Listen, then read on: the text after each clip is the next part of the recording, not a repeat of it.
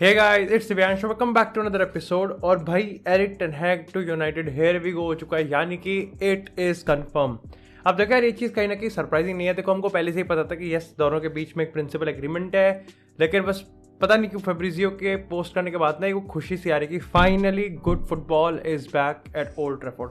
और आज के इस एपिसोड में ना हम एक तरीके से अनस्क्रिप्टेड रिएक्ट करने वाले हैं, इस तरीके पे डिस्कस करेंगे सारी तमाम चीज़ें जो कि कहीं ना कहीं यहाँ पर एरिक टेन हैग के फर्स्ट सीजन में होने वाली है, और लॉन्ग टर्म में भी कुछ चीज़ों को यहाँ पर डिस्कस करेंगे। अब हम यहाँ पर एरिक टेन हैग से अगर एक्सपेक्टेशंस की बात रखते हैं तो डेफिनेटली मोटे मोटे तौर पर हम चीज़ वही एक्सपेक्ट करते हैं जो कि सर एलेक्स फर्गसन और एरिक टेन हैग के बीच में से जितने भी मैनेजर्स हैं ना, उन्होंने किसी ने भी ये चीज़ फुलफिल नहीं करी है। चाहे हम यहाँ पर ऑन द पिच परफॉर्मेंस की बात करें, चाहे हम यहाँ पर ऑफ द पिच परफॉर्मेंस की बात करें, चाहे हम ट्रांसफर रिक्रूटमेंट की बात करें, चाहे फिर हम यहाँ पर प्लेयर सेल्स की बात करें। थोड़ा सा सरप्राइजिंग है और थोड़ा सा भाई एम्बैरेसिंग भी है कि सही बताऊं तो पिछले 10 सालों में सिर्फ 4 ऐसे प्लेयर्स हैं जिन पे यूनाइटेड ने एक्चुअली में प्रॉफिट बुकिंग करी है। अब देखो, ये चीज़ सबको पता है कि जो बड़े बड़े क्लब्स होते हैं ना, वो अपने प्लेयर्स परचेजिंग पावर के लिए ज़्यादा जाने जाते हैं रादर देन प्लेयर सेलिंग के लिए। लेकिन कहीं ना कहीं ये चीज़ भी बहुत ज़्यादा मायने रखती है। आप सिटी में देख लो, फेरन टॉरस कितना बढ़िया खेल रहा था, उन्होंने उस पर प्रॉफिट बुकिंग की है। अब ऐसा नहीं है कि सारे के सारे जो बड़े क्लब्स हैं वो अपनी रिक्रूटमेंट को इतनी ज़्यादा परफेक्शन के साथ करते हैं कि यहाँ पर उनके पास इसकी ज़रूरत ही नहीं होती कि नहीं, हमें तो लॉस में हम झेल लेंगे, चाहे हम बार्सिलोना की ग्रीजमैन या फिर फिलिपे कुटिन्हो वाली बात करें। But still this is still an embarrassing stat कि पिछले 10 सालों में सिर्फ यूनाइटेड के 4 ऐसे प्लेयर्स थे जिन पे उसने यहाँ पर प्रॉफिट बुकिंग करी। और ये चीज़ दिखाती भी है कंसिडरिंग द फैक्ट कि पिछले अगर सर एलेक्स फर्गसन और यहाँ पर अगर हम अब तक के एरिक टेन हैग से पहले के बीच के प्लेयर्स की बात करें तो लगभग 1 बिलियन यूरोज यहाँ पर हमने खर्च करे हैं प्लेयर रिक्रूटमेंट में। तो यहाँ पर कहीं ना कहीं एक बहुत बड़ा डिस्क्रिपेंसी है। अब जब यार मैं एक चीज़ कहता हूँ ना कि यहाँ good football is coming back to the Old Trafford, good football, तो मेरा मतलब है क्या, मतलब मैं क्या कहने की कोशिश कर रहा हूँ। अब देखो यार, गुड फुटबॉल ना 2 तरीके के होते हैं। एक होता है लीड्स यूनाइटेड का गुड फुटबॉल, या फिर मैं कह रहा हूँ बस एक उस कैटेगरी का गुड फुटबॉल जहाँ पर आप खेलते बहुत अच्छा हो, जहाँ पर लिटरली आपको पसंद आया था कि यार ये टीम ना बहुत प्यारा खेलती है, and then just sudden after that, मतलब इतना अच्छा खेलने के बाद ना जब वो टीम हार जाती है ना तो आपको बुरा लगता है कि अरे यार ये क्या हुई, बहन जो इतना तो अच्छा खेल रहे थे, बुरा हार कैसे गए।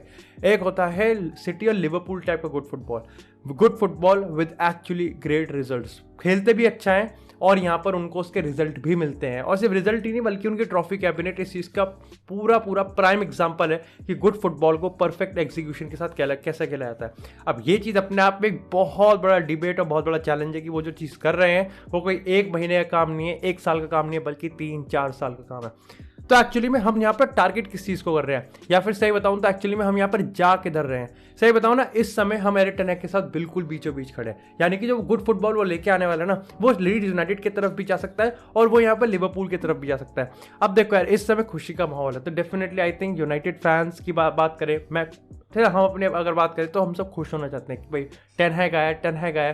But I think as a content creator और भाई हम लोग कमेंट सेक्शन में इतनी बकचोदी काटते हैं, इतनी बातें करते हैं, तो आई थिंक मेरा फर्ज है कि हम यहाँ पर एक बहुत ही अनबायस्ड यहाँ पर एक रिएक्शन करें, अनबायस्ड यहाँ पर डिस्कशन करें। मैं यहाँ पर एक चीज़ क्यों कह रहा हूँ कि हम इस समय बीच में खड़े हैं और चीज़ें इधर से उधर कभी भी जा सकती हैं, वो इसलिए क्योंकि यार देखो, मैं जब एक रिपोर्ट्स पढ़ रहा था ना, चाहे एथलेटिक की रिपोर्ट्स हो, चाहे ब्रीचर, चाहे हम टेलीग्राफ की बात करें, इतनी जो डिटेल्ड एनालिसिस वाली रिपोर्ट्स थी ना, वहाँ पर कहीं ना कहीं उन्होंने ना चैंपियंस लीग का डिस्कशन किया है कि किस तरीके से एरिक टेन हैग ने एएक्स को चैंपियंस लीग में आगे खिलवाया है। बड़ी बड़ी टीम्स के अगेंस्ट उसने बहुत ही एंटरटेनिंग फुटबॉल हमारे सामने प्रेजेंट किया है। अब ये चीज़ कहीं ना कहीं मेरे को लगता है कि डेफिनेटली एक प्राइम एग्जांपल है किस तरीके से एक मैनेजर, एक मॉडर्न मैनेजर कहीं ना कहीं यूनाइटेड में आ रहा है, उन प्लेयर्स के सामने आ रहा है जिन्होंने शायद से पिछले 4-5 सालों में एक मॉडर्न अटैकिंग कोच के अंडर काम ही नहीं किया है, और उन्होंने घंटा कुछ नहीं सीखा है। उन्होंने बस इतना सीखा रहा है कि हैरी मैग्वायर को कैसे सेव करना है, अपने आप को कैसे बचाना है और यहाँ पे फ्री के मुफ्त के पैसे कैसे खाने हैं। लेकिन प्रॉब्लम यहाँ पर यह है कि एक्चुअली में कभी कभार ना चैंपियंस लीग की जो सक्सेस होती है ना, वो प्रीमियर लीग के ऊपर एक्चुअली में ओवरलैप नहीं की जा सकती है। This is the biggest one of the biggest fallacy. ये चीज़ बहुत ज़्यादा इंपॉर्टेंट है। मैं ये नहीं कह रहा कि टेन हैग की जो सक्सेस है वो यहाँ पर हम प्रीमियर लीग में इसको कॉपी ओवरलैप नहीं कर सकते। आई एम जस्ट सेइंग कि जब हम ये चीज़ कहते हैं ना कि शायद से एरिक टेन हैग जो कि एएक्स में खिलाता था, जब वो उस चीज़ को कॉपी पेस्ट करेगा प्रीमियर लीग पे तो वो बहुत अच्छी जाएगी। ये चीज़ कहना काफ़ी ज़्यादा मुश्किल है और इस चीज़ को हम डिटेल एनालिसिस में ना आने वाले एपिसोड्स में ज़रूर बात करेंगे। लेकिन अगर मैं आपको ब्रीफ दूँ ना तो आप ये समझो कि 2019 की एएक्स ना अभी की एएक्स से काफ़ी ज़्यादा डिफरेंट है, क्योंकि 2019 में यहाँ पर एएक्स एक फर्स्ट नाइन को यूज़ करता था, लेकिन अगर आज की हम बात करें तो वो एक more of a traditional striker का यूज़ करता है। और यहाँ पर ये अपने आप में काफ़ी सरप्राइजिंग और इंटरेस्टिंग चीज़ थी कि वेस्ट हैम के फेलियर यानी कि वेस्ट हैम के एक फेल्ड साइनिंग हॉलर की हम बात करें, सेबास्टियन हॉलर की बात करें, तो उसने यहाँ पर उसको पिक किया, यहाँ पर उसको ट्रेन किया और यहाँ पर जिस तरीके के रिजल्ट हमारे सामने ना, जहाँ पर आई थिंक 12 गोल्स उसने चैंपियंस लीग में स्कोर किए या आई थिंक 10 गोल उसने चैंपियंस लीग में स्कोर किए और 31 गोल उसने यहाँ पर एएक्स एरदिविस वाली लीग में यहाँ पर स्कोर किए। तो डेफिनेटली रिजल्ट हमारे सामने है। प्रीमियर लीग में ये कितना ज़्यादा अच्छे से कन्वर्जन रेट इसका होगा वो कहीं ना कहीं हमको यहाँ पर देखने की ज़रूरत है। दूसरा पॉइंट जो मेरे को लगता है कि इस समय सबसे ज़्यादा इंटरेस्टिंग होना चाहिए वो है प्लेयर रिक्रूटमेंट। अब देखो यार, ये सीधी सी बात है कि ओले गुनर सोल्शायर की अगर हम जस्ट इससे एक परमानेंट इस पहले के परमानेंट मैनेजर्स की बात करें, रांगनिक की हम नहीं बात करेंगे, हम कैरिक की नहीं बात करेंगे, हम बात करेंगे ओले गुनर सोल्शायर की। ओले गुनर सोल्शायर ने अपने पहले सीजन में आके पता क्या किया था? उसने पहले सीजन में आके एलेक्सिस सैंचेज को सेल किया। अगेन एलेक्सिस सैंचेज को उसने यहाँ पर हम लॉस में उसको सेल किया और उसके बाद उसने यहाँ पे रोमेलो लुकाकू को भी सेल किया। उसने कहा कि मेरे को ये दोनों प्लेयर्स चाहिए ही नहीं। उसने यहाँ पर मार्शियल को रखा, यहाँ पर जैसे लिंगार्ड उसके पास था, उसके पास यहाँ पे मार्कस रैशफोर्ड था। तो कुल मिला के उसने यहाँ पर देखो उसने करने की तो कोशिश की, लेकिन ये चीज़ हमें भी याद है कि रोमेलो लुकाकू के यहाँ से जाने के बिल्कुल बाद ही कहीं ना कहीं हमारे पास थोड़ा सा दिक्कत तो थी, थोड़ा सा हमारे पास एक वो लिथालिटी नहीं थी, ब्रूटैलिटी नहीं थी। इट वॉज अंटिल जब ब्रूनो फर्नांडिस को 2019 के विंटर ट्रांसफर विंडो में हम लेके नहीं आए, तब तक कहीं ना कहीं वो मोमेंटम हमारे पास शिफ्ट ही नहीं हुआ था।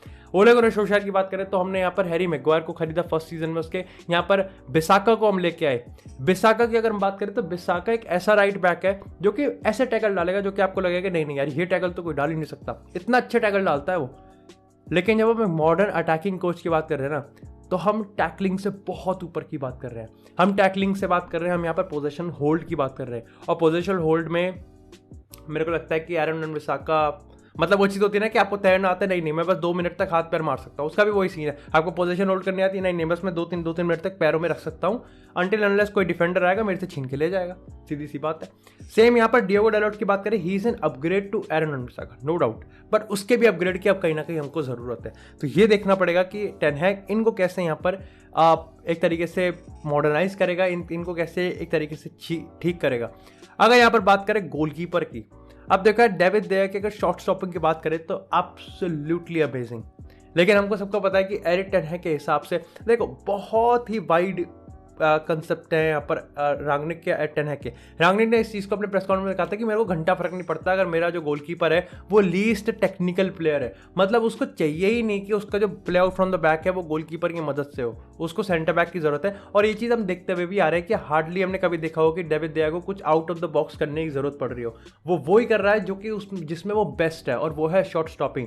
ये चीज़ बुरी नहीं है, लेकिन कहीं ना कहीं आज के मॉडर्न फुटबॉल को यार समझना पड़ेगा कि shot stopping is not the only way जहाँ पर एक गोलकीपर सक्सीड करेगा। चाहे हम एलिसन की बात करें, एडरसन की बात करें, और मैं रिसेंटली ग्राफ देख रहा था, Andre ओनाना is actually the best goalkeeper with the ball at his feet in the top 5 European leagues, और वो एएक्स के टेन हैग के अंडर का ही प्लेयर था। तो ये चीज़ कहीं ना कहीं हमको समझना पड़ेगा कि टेन हैग यहाँ पर जिस तरीके से डेविड देया को यूज़ करेगा ना वो बहुत ज़्यादा एक्साइटिंग है। और मानो या ना मानो, लेकिन उसके लिए डेविड देया, एरिक टेन हैग के लिए डेविड देया का जो रोल है ना वो सेंटर बैक से कम खत्म नहीं होने वाला। वो चाहता है कि भाई वो play out from the back करे, वो चाहता है कि भाई वो कॉन्फिडेंस अपने पास रखे, और ये चीज़ कितनी जल्दी होगी और कितने सक्सेसफुली होगी ये देखने वाली बात है। बात करें अगर ट्रॉफीज़ की बात कर रहे हैं और एक्सपेक्टेशंस की, देखो सीधी सी बात है, हम चैंपियन लीग से बाहर जा रहे हैं अभी के लिए, तो हम ये मान के चल सकते हैं कि हम चैंपियन लीग से बाहर हैं, तो कहीं ना कहीं जो प्रेशर है ना वो काफ़ी हद तक कम होगा, ये हमको समझना पड़ेगा। लेकिन at the same time responsibility ज़्यादा बड़ी होगी। चैंपियन लीग जितवाने की पहले ही सीजन में, देखो सीधी सी बात है, जब आप पहले ही सीजन अपना करोगे, रीबिल्ड है, इट्स अ बिग रीबिल्ड। कहीं ना कहीं मैं कह रहा हूँ ना कि हमारे प्लेयर रिक्रूटमेंट्स के बाद ना जो सबसे इंपॉर्टेंट चीज़ है वो सेलिंग की होनी चाहिए, और बतेरे प्लेयर सेल कर रहे हैं, हम सेल करें ना करें लेकिन निकल बहुत सारे रहे हैं, बहुत सारे प्लेयर निकल रहे हैं। हमको कितने प्लेयर्स चाहिए और कितने प्लेयर्स एक्चुअली में हम लेके आएंगे, इसमें भी कहीं ना कहीं अभी काफ़ी बड़ा डिफरेंस है। अगर आइडियली हम बात करें तो हमको एक राइट बैक की ज़रूरत है, हमको एक बैकअप सेंटर बैक की ज़रूरत है, हमको यहाँ पे 2 सेंटर मिडफील्डर्स की ज़रूरत है, एक प्रॉपर स्ट्राइकर की ज़रूरत है और एक यहाँ पर प्रॉपर विंगर की ज़रूरत है। कितने प्लेयर्स इसमें से आ पाएंगे ये कहीं ना कहीं अभी काफ़ी ज़्यादा अनक्लियर है।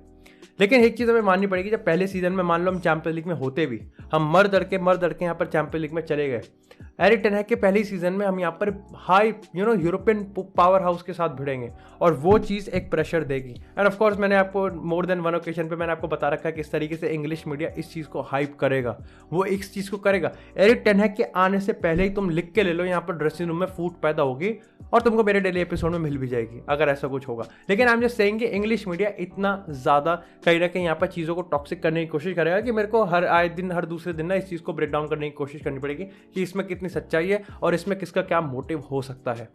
तो यहाँ पर ओवरऑल बात करें तो क्या खुश होना चाहिए या फिर कहीं ना कहीं अब हमारी एक्सपेक्टेशन हट जानी चाहिए या फिर हमको सचेत होना चाहिए? हमको ना एक्चुअली में अब बहुत ज़्यादा खुश होना चाहिए, क्योंकि एक चीज़ हमको माननी पड़ेगी कि for the first time ever United के बोर्ड ने बहुत लॉन्ग टाइम में बहुत ही ज़्यादा बोल्ड डिसीजन लिया है। यस, वो पोचेटिनो पे जा सकते थे, नहीं गए, आई एम हैप्पी, नहीं गए, हमें घंटा फर्क नहीं पड़ता क्यों नहीं गए, क्या नहीं गए। पोचेटिनो PSG के लिए होगा भाई उनका जिनान, हमें वो घंटा फर्क नहीं पड़ता। हम यहाँ पर एरिक टेन हैग के साथ जा रहे हैं and I am damn happy about it. क्या मेरी फट रही है कि शायद ये जो हमने रिस्क लिया है वो फ्लॉप हो सकता है? बिल्कुल फट रही है, लेकिन यार ये तो सीधी सी बात है ना, अगर हम जिडान भी लिया है ना, मेरे लिए Zidane is definitely the my best manager, है ना। लेकिन मेरे को लगता है कि जिडान को भी हम लेके आएंगे ना, मेरी तब भी फट रही होती है और सबकी फटनी चाहिए। It's all about the football. सिर्फ टेन हैग यहाँ पर टेन हैग आ रहा है इसलिए यूनाइटेड को अच्छा नहीं खेलने लग जाएगी, उसके लिए बहुत सारे काम करने पड़ेंगे। एंड आई जस्ट होप कि यूनाइटेड के बोर्ड ने अगर ये पहला कदम हमने बहुत अच्छा लिया है ना, तो इसके बाद के जो कदम है ना उनको पता होना चाहिए कि कदम क्या है वो, और उनको पता होना चाहिए कि उसको एग्जीक्यूट कैसे करने। और जैसे कि हमने इस पूरे 11 मिनट 12 मिनट की वीडियो में डिस्कस किया है कि किस तरीके से यहाँ पर हमको ब्लूप्रिंट रखना पड़ेगा। आई डोंट नो, क्योंकि देखो सीधी सी बात है, मैंने ये वाला एपिसोड एक एंसेलोटी स्टाइल में कवर किया है, क्योंकि यहाँ पर मैंने कोई भी चीज़ को एक प्रॉपरली उठा के उस पर डिटेल एनालिसिस नहीं किया है। मैंने यहाँ पर सिर्फ मोटे मोटे तौर पर हमने बात करी क्या चीज़ क्या है क्या नहीं है। Definitely this is what it is. अब वैसे यार एपिसोड को आगे खत्म करने से पहले जो गिव अवे का रिजल्ट है भाई वो इंस्टाग्राम पे मैंने अपलोड कर दिया है, तो डू मेक श्योर कि आप वहाँ पर ज़रूर एक बार मेरे को फॉलो कर दें इंस्टाग्राम पे, क्योंकि वहीं पर ही आप देख पाओगे। जो उसका लिंक है वो मैंने पिन कमेंट में कर दिया है। इसी तरह गिव अवे में पार्टिसिपेट करते रहिए, बहुत जल्दी दूसरा गिव अवे करेंगे। Thank you so much guys for watching this episode. I hope आपको एपिसोड पसंद आया। अगर पसंद आया तो एपिसोड को लाइक करें, चैनल को सब्सक्राइब करें। आपको इसी तरह फुटबॉल से एक्सक्लूसिव कंटेंट चैनल पर मिलता रहेगा। तब तक के लिए stay tuned, stay safe and I will see you in the next episode.